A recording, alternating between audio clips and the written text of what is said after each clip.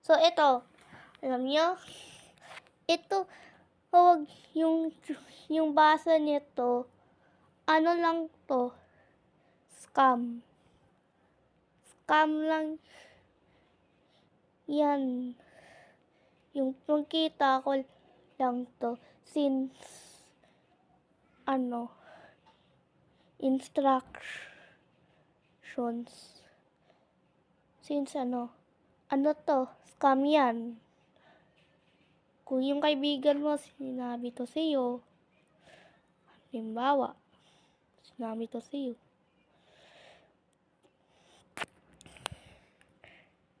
ito sabi, to, scammer. Scammer lang yan, basta-basta. Kala mo, totoo, scammer. Scammer lang yan. Kung talagang nangyari sa inyo, huwag niyong tindihin yan. Huwag niyo tong gagawin yung instructions. Scammer lang yan. Halos sinabi to sa akin eh. Scammer.